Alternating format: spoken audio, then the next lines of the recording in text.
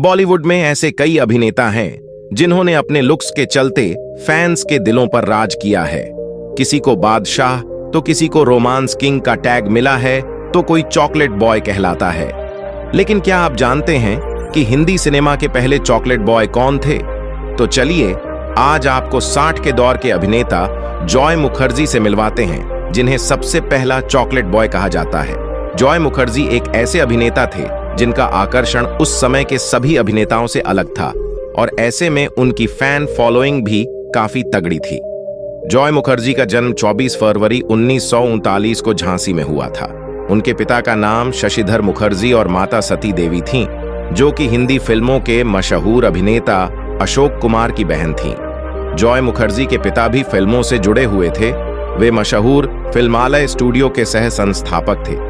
Joy Mukherjee के भाई सोमू मुखर्जी प्रसिद्ध अभिनेत्री तनुजा के पति थे। तनुजा की पुत्रियां काजोल और तनीषा भी अभिनेत्रियां हैं। जॉय मुखर्जी की पत्नी का नाम नीलम है। वे 2 पुत्रों और 1 पुत्री के पिता थे। फिल्म सूत्रों के आदि गुरु कहे जाने वाले शशिधर मुखर्जी का पूरा परिवार फिल्मी रहा, किंतु उनके बेटे जॉय मुखर्जी को फिल्म अभिनेता बनना कतई पसंद नहीं था। अपने पिता के आसपास मौजूद रहकर उनकी फिल्मी गतिविधियों को बालक जॉय मुखर्जी नजदीक से देखा करते थे। जॉय मुखर्जी का इरादा टेनिस खिलाड़ी बनकर अंतर्राष्ट्रीय प्रसिद्धि प्राप्त करने का था। जब वह BA की पढ़ाई कर रहे थे, तभी एक दिन उनके पिता ने पूछ लिया कि आखिर वह अपनी जिंदगी में करना क्या चाहता है। इस सवाल के साथ ही उन्होंने फिल्म हम हिंदुस्तानी का कॉन्ट्रैक्ट भी जॉय के सामने रख दिया। जब फिल्म का ट्रायल शो हुआ तो प्रीव्यू थिएटर से वह भागकर घर आ गए। पर्दे पर अपने अभिनय तथा लुक को वह बर्दाश्त नहीं कर पाए थे। जॉय मुखर्जी की किस्मत में टेनिस खिलाड़ी बनने की लकीरें नहीं थीं।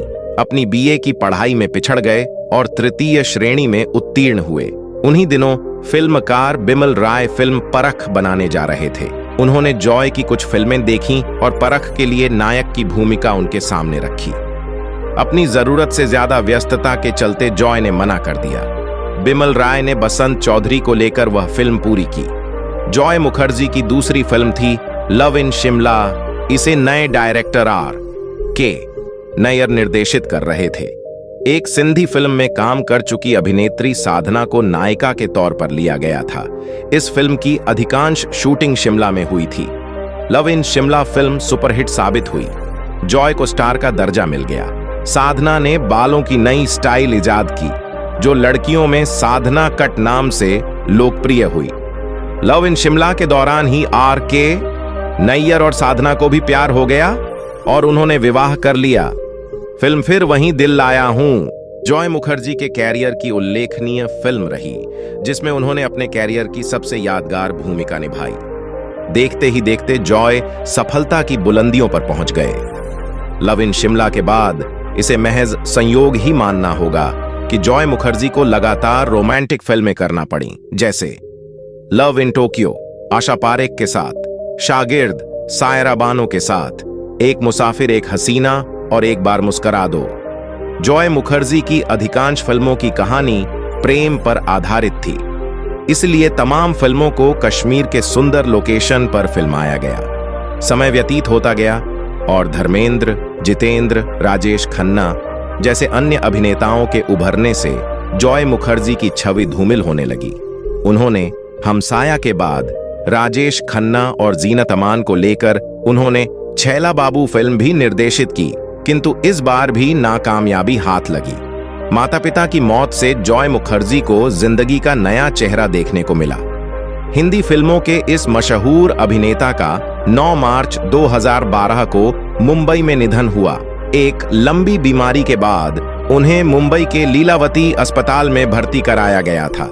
जॉय मुखर्जी हिंदी फिल्मों के बेहद सफल अभिनेताओं की सूची में शामिल नहीं हो पाए थे, फिर भी वे कला के प्रति समर्पित थे और दर्शकों पर उनकी छाप थी।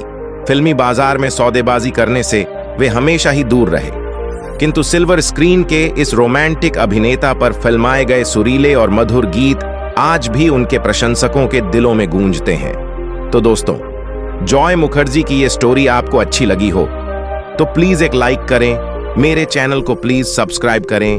अपना ख्याल रखें। धन्यवाद।